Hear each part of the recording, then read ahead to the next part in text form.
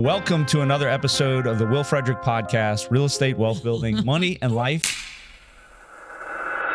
Today is a really special day because I have one of my favorite people in the whole world, my dearest friends. Don't tear up. My sister. I'll try not to tear up. My sister, Jenny Frederick. And of the five, this is Jenny, y'all.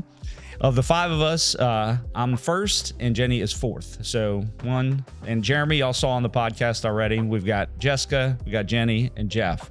And you're going to get to see all of them on the podcast. But today's a special day because Jenny is here to tell us about how she got into real estate investing from a very different perspective. So, Jenny, welcome to the podcast. I'm so glad you're here. Me too, kind of. Nervous. That's all right. Everybody gets nervous. So, the first thing I want to do is I'm just going to start with a couple of general questions, and then we could go back into your history. And feel free to share whatever on your journey helped you get there. So, how would you describe yourself to someone who doesn't know about your rentals? People know you, but sometimes people don't know about you. How would you describe yourself to people who don't know about your rentals? That is a good question. I don't feel like I probably fit the typical mold of the property investor. I'm not very bold. I'm scared of everything. Yes, very much. So, I mean, I don't know. I don't know really how I would describe myself, but I would say that I'm very glad that I have people around me who have helped me get into real estate. You know, I'm very apprehensive to do anything I don't know about. And every purchase, every investment is something new, is something you don't always know what you're getting into. Sure. So how long have you been doing it now? I think about 10 years. I think I've been in it about 10 years, somewhere around there. All right. And how many rentals do you have? Five singles, right? And, or 4 singles and a triplex, 5 singles, something like that. So that's should know these answers. But yeah. So 7 doors. 7 doors. Yeah, I have 7 doors. So okay, cool. So a lot of people, that's probably more than most people have. That's more than I ever thought that I would have. Yeah. I never thought that I would have one. So tell us about that. Like what originally got you attracted into investing in real estate? Because that's not what you do professionally. What do you do professionally? I have a lawn care business. And you've been doing that for about 13 years. Okay. So I was very new into, which is a whole another set of things. I was newly self-employed when I started buying rentals, which was a whole nother, thing to go into. Yeah. But I truly never thought, obviously, I never thought that I would have rental property. It wasn't something we really grew up around until we were, later in life. I was probably about 30 when I bought my first one.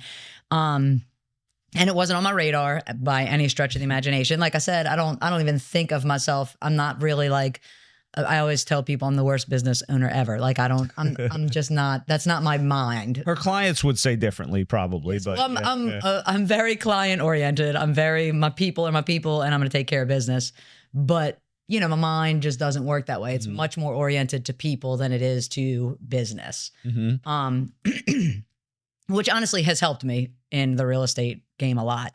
But yeah, I never thought that I would own one. And actually, my brother, Josh, which we call him Josh. Yeah. That'll be confusing. Yeah, no, that's okay. For those of y'all who don't know, a lot of my family calls me Josh. That's my middle name, William Joshua. But professionally, I'm Will, but my family calls me Josh. Y'all can call me whatever you want. Sorry, but that is who I'm talking about. Yeah. But you actually, I don't know if you remember that, you approached me on my first rental property with Mr. Joe's property. I was about to ask if that was Mr. Joe's property. Yeah, it was one Mr. on Iowa, Joe's. right? Yeah, on Iowa. In downtown Hamilton. And and right around the corner from my house, which also I'm very, I like what I know. I like what I'm used to. So the fact that it was around the corner from my personal house made the jump a little easier. But even when you first approached me about it, I was not like, oh yeah, like let's do it. Probably had to talk you into it. Oh man, hopefully I wasn't too much of a bully. But thankfully I would not be here on this podcast if you weren't, pushing me. Cause also one of Josh and I are very different in the fact that you're a go-getter. He's a pusher. I am not. I don't want to push. I don't want to be pushed. I don't want to. So he's known me long enough to know how far to push without going too far. Hopefully. Right. Yeah. I've learned. I've had to learn over the years. Yeah. But yeah, it took a good while of talking, and not just to him. I got to talk to everybody and find out everybody's different opinions and think about it for an eternity and go through all the steps in my head first. And I'm so thankful. I mean, once I purchased it after 3 or 4 panic attacks, I'm so grateful that I did, because I'd never, without that first one, I never would have continued. After the first one, even I thought, that's it. Yeah, like, good deal. I have my rental property. It's down the street from my house. Done deal. I'm proud of myself. Yeah.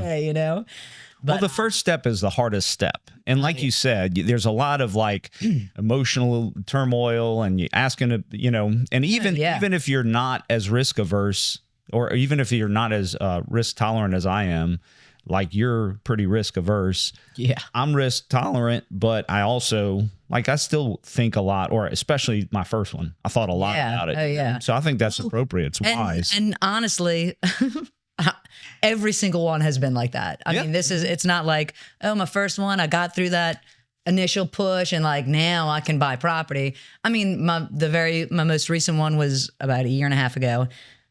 Panic attack after panic attack. But every single one. It was a triplex, though, It was. right? Wasn't this last one? It was 3 units, yeah. which was a whole, which is another step. Oh my goodness, yeah. So much, 10 plexes next, right? Yeah.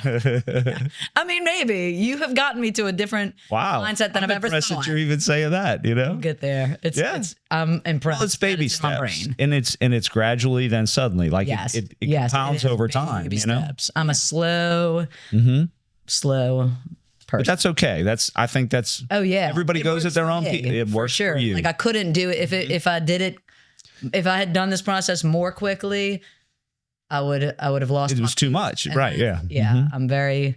So did you ever feel like, let me ask it this way. When did you recognize that being self-employed would be problematic for financing, or would be difficult? Sometimes would be difficult, because your first one was owner finance. Is that correct? Yeah. Well, it was a personal loan. Yeah.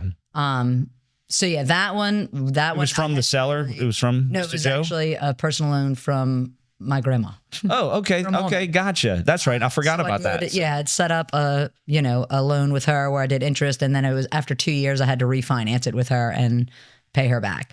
So, our grandma did this really cool thing. We were very, very. She allowed each of us to borrow money from her for an investment or whatever. I remember I borrowed the down payment for my first house, or I think something like that for my first house from her.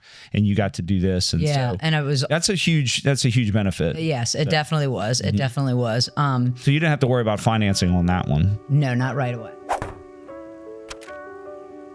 Thank you to our sponsor, Richard LaNasa with Core Lending Group, where they value speed, strength, and service. Richard's been a lender for 30 years, and I've known him for 20 of those years, and he is a fantastic lender. He's very well versed in all the programs. You'll be in very good hands if you trust Richard LaNasa with Core Lending Group. Right away, which was really, really incredible. I learned very quickly, though, that because I don't know about taxes. I don't know about that's not my scene. So when I was going to refinance my second house that at that point I'd already bought. I went to go refinance that one so that I could pay off my grandma loan, my mommy loan. And thankfully, I mean, the people that I've worked with who Josh, had ushered me to, lenders and people at the banks, they work with me. They took care of you. Yeah.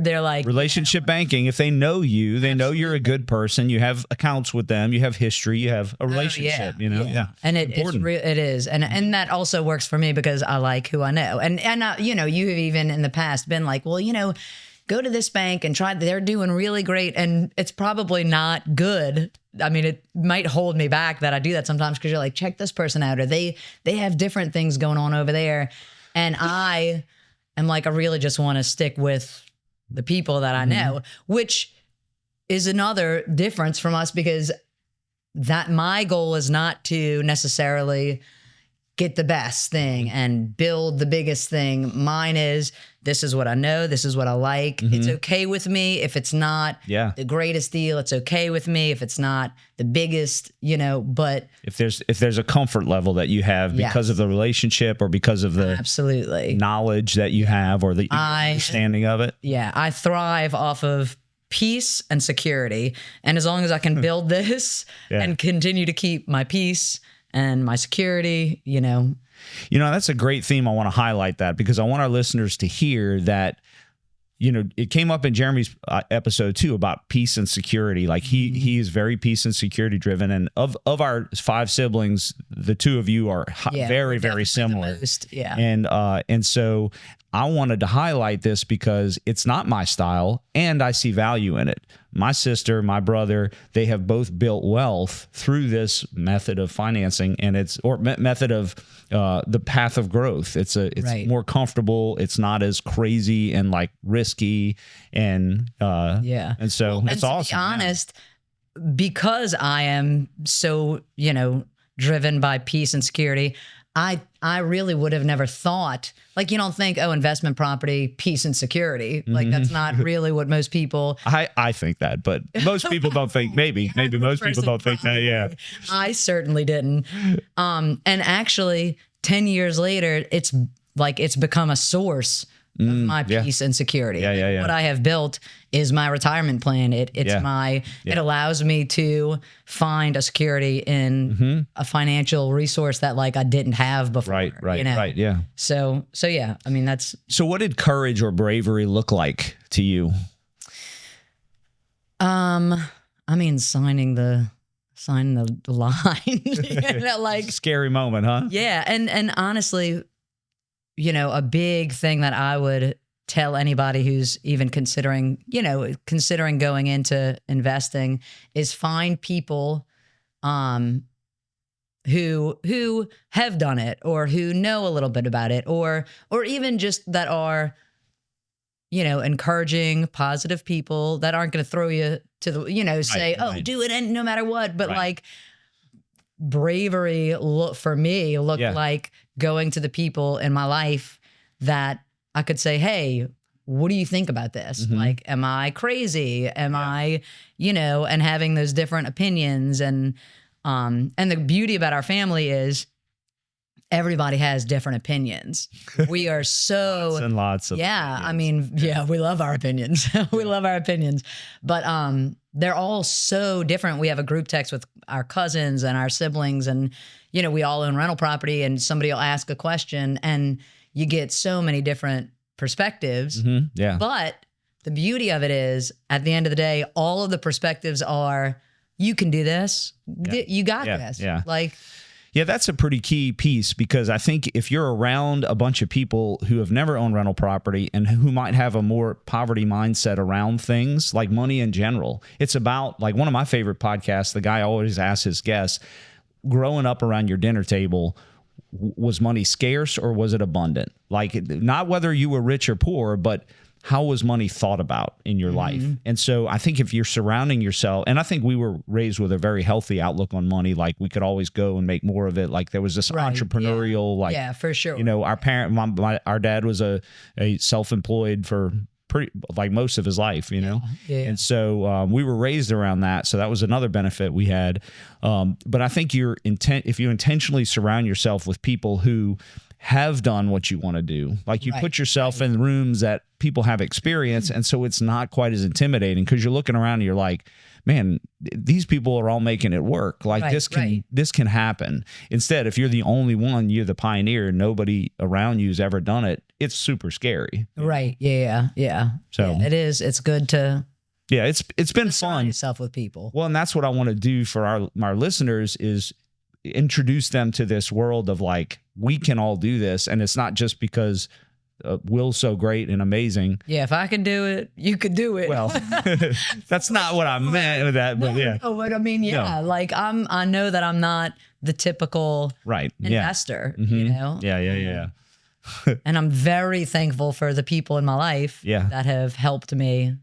Well, and it's fun. As I've said before, we get around family and it's all like a big real estate mastermind. And we were at dinner with our siblings last night and we were just talking about real estate stuff, not just real estate stuff, but it always comes up because it's a big part of all of our lives, you know? Yeah.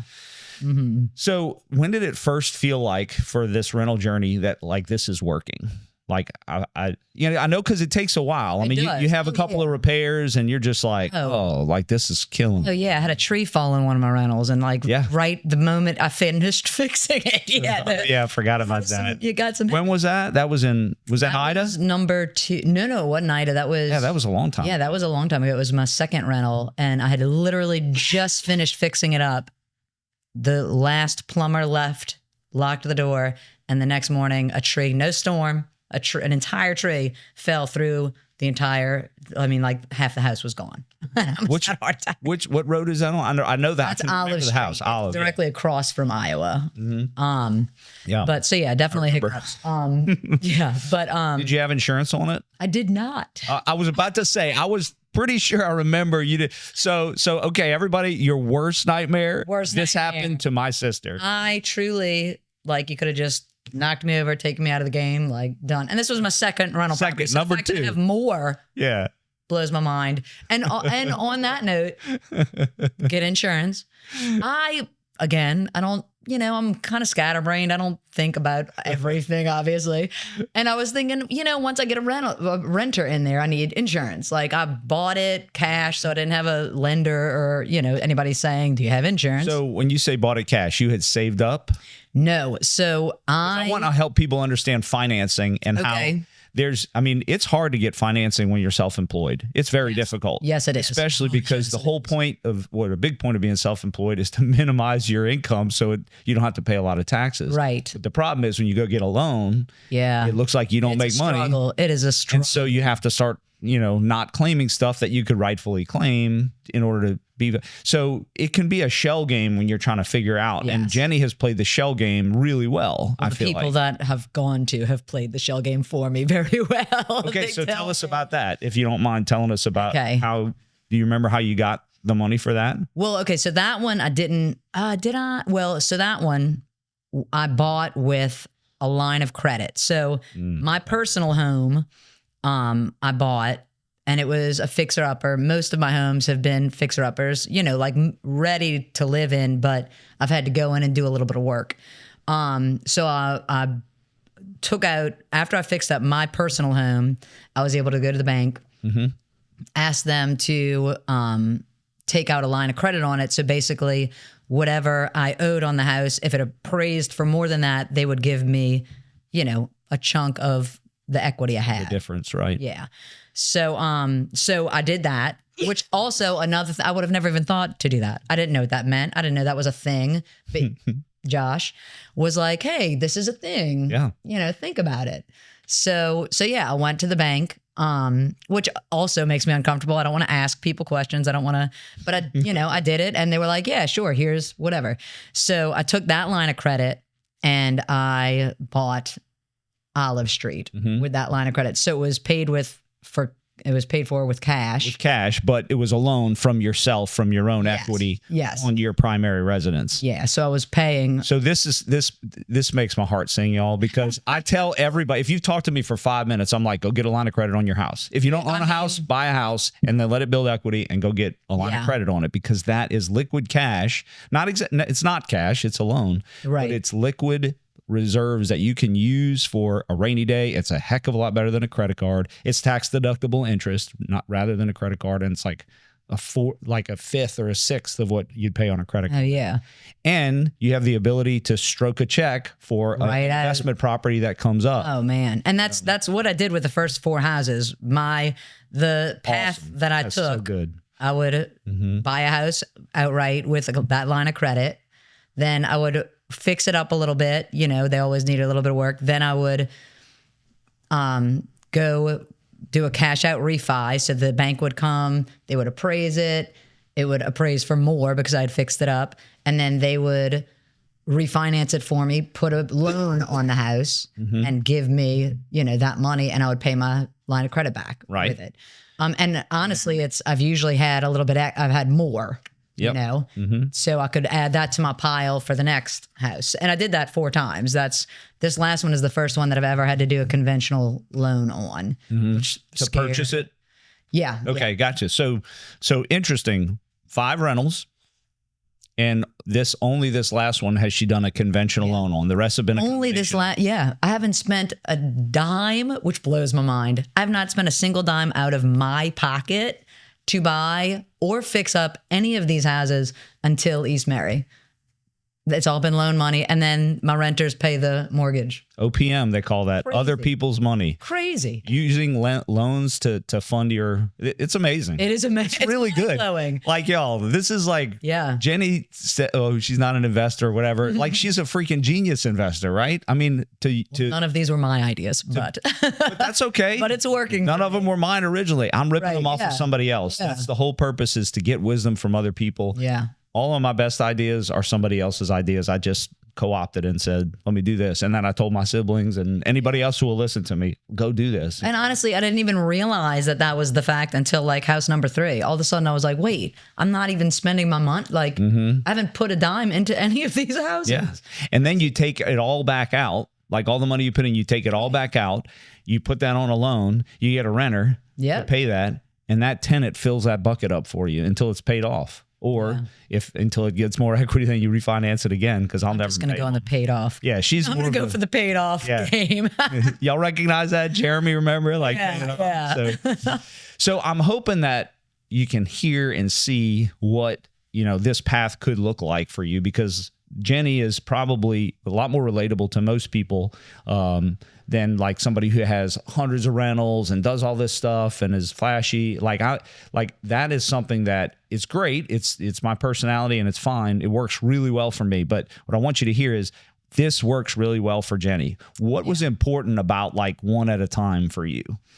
Everything. The long game was important for one at a time. It's funny because he and I will have a lot of conversations, because he's, he'll come to me and be like, this is, even in my business, with my lawn care business, he's like, you could hire somebody, you could expand, Jenny, get a line of credit on this, and you could get this, blah, blah. And truly I'm thankful for that, because the bigger, like you want me to go big, and because you're pouring that into me, it allows me to know that the little that I'm actually going to do is possible. Yeah. Like it's enough encouragement to say, I ain't doing that. Like, good luck. Thank you. But it, it keeps. It expands the world so that so that this little bit that I'm going to do seems doable. It's not as crazy as that, but right. Something, but like, okay, he's saying all this. I might not go there, but I can go here, and that, our businesses are very, like he will build an empire. I mean, if y'all watch this podcast, he'll never quit. Like it's his game. It's monopoly. Absolutely. Like there's no end in sight. There's an end in sight for this. Like mine is, I want to get what I need, and that's enough. Like she says that, but it was one at a time for 4. Then it was a triplex. Well, you're right. You're right. And so look, I'm not making the argument that you need to be. Well, no, my mindset has definitely changed. It will always be smaller than yours, but it has changed. I mean, it is. I did finally actually the triplex got me to what my goal for retirement always was. Like when they're all paid off, the triplex hit that for me. And I always thought, okay, once I hit that mark, I'll be done. Like I'll have but I ain't. See? I'm not done. So, and the point there is, once you do something and you get comfortable doing it, that path, your world has expanded. And I want to highlight this too, because it's easy to compare yourself to other people. Don't do that. That's a waste of time. Compare yourself to you a year ago, 5 years ago, 10 years ago. And if you do that, Jen, think about I'd never 10 years versus now. Like night and day. The way that you think is different. You've grown personally. The way that I think is very different. As a result of the business, like your business grows to the extent that you do. You have grown as a person. And And when I say that, I don't like, I'm not like, oh, now I'm this big investor. Now I'm loud and now I want to, it's still me. It's still you, but 100% you. It has definitely changed. Well, I can, I can do that. I can do that. Yeah. And I don't think I can do most things. So, oh, Jenny. And you're proving yourself wrong. So, and I'm really, and I'm happy to. So what would you tell somebody who doesn't feel investor-ish? Like, what would you tell them about your journey, what you've learned from yourself, from your own path? I would definitely say, and I'll go back to saying what I said earlier about finding people that you can go to, that you can talk to. I really think, for me anyway, 95% of the battle was believing I could do it. Every single house that I bought, literally every single, even the other single families, everyone was a panic attack. Oh my, can I do it? I don't know. Like on the phone with my mom, like, do I offer this much? Do I offer this much? We're talking like a matter of $2,000, and I'm like freaking out like every time. So I really, allowing yourself. I just watched Jeremy's podcast, and his was, just pull the trigger, just do it, and that's so important. But I would say even before that, because this is how I am. I'm very slow. I never just pull the trigger. Start with saying, I can do it. Like, this is possible. I might not do it tomorrow, but like, I can do that. Let me find out about it. Like, let me ask people. Let me see how they've done it. And like, just put that in your brain, I can do this. And then you'll get, if you're like me, start there. And then you'll get to the next big step would be pulling the trigger, But for me, so there are many times on the path, as comfort seeking as your personality is, you got uncomfortable every time on the path. And so I would say one of my favorite sayings is get comfortable being uncomfortable. You have to push yourself a little bit. Now, everybody's got their limits, and there's degrees of that, right? You don't want to go over your skis too much. But at the same time, you do have to push yourself and get out of your comfort zone a little bit with wisdom, with a contextual, yes, very much so. With wisdom, people talking into your life and giving you advice. Right. Seek wisdom. There's got to be concrete. Else, right. There's got to be a foundation under there somewhere. But yeah. I mean, I think that's where what I would encourage people to do is start talking about it. That's really good, y'all. What does financial peace mean to you, Jen? It means a lot. Financial peace means that I don't have to worry about it. I mean, financial peace is very important to me because I'm single. I employ myself. I mean, I don't really have someone above me, so it's all on me. So it's very, very important to me. And like I said earlier, I would have never guessed that investing would add to that financial peace. I would think that was nuts. It would corrode it. But it so has. I mean, it's given me, as a business owner, I don't have a 401c. Like, I don't even know the letters. Okay. Yeah, I don't even know the letters and the numbers that go into these things.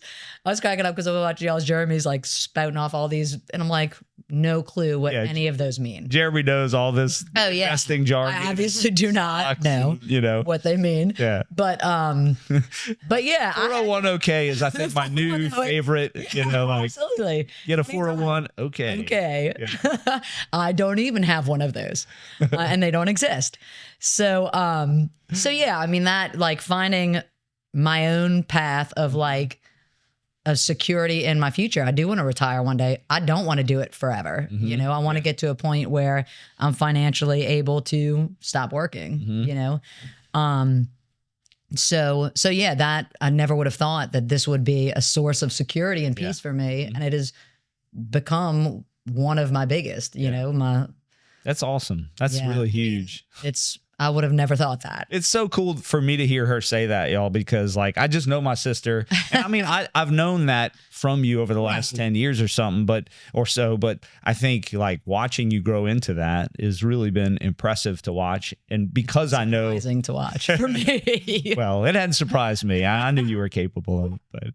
But so what else would you like to share with our listeners? Any other word of advice? I mean, that was perfect what you said about like get wisdom, like get started, like like kind of get down that path of like mental, I can do this. Anything else that you like to share?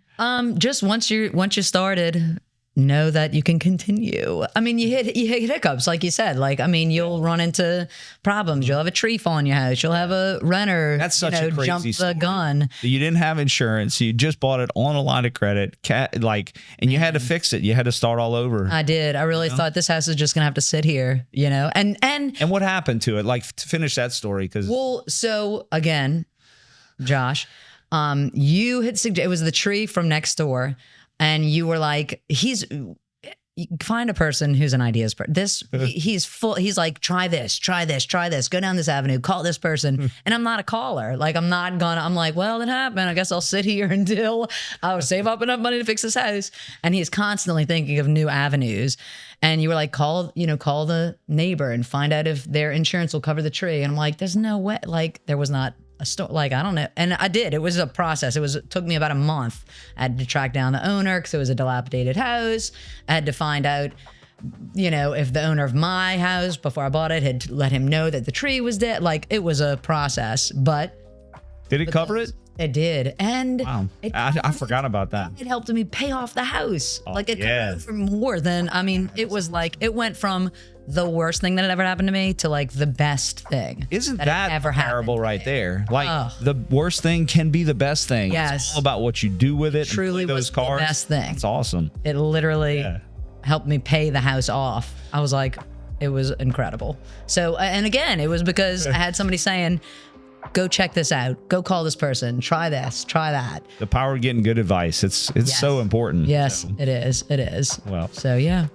That's awesome. That's awesome. Well, Jenny, I think our listeners are going to get so much from this episode. Just hearing you. Oh, absolutely. I can tell you, I've gotten like I love these episodes because I don't have a very good memory. So it's a good thing to rehash and remember some of the things. I'm like, oh yeah, that was a crazy story, and we were all freaking out about it. Yeah. And I was probably freaking out, but I didn't want to let you know because I'm like, I can't freak out. He's gonna freak out, but that would have been a bad thing. I would have freaked out for me. Yeah.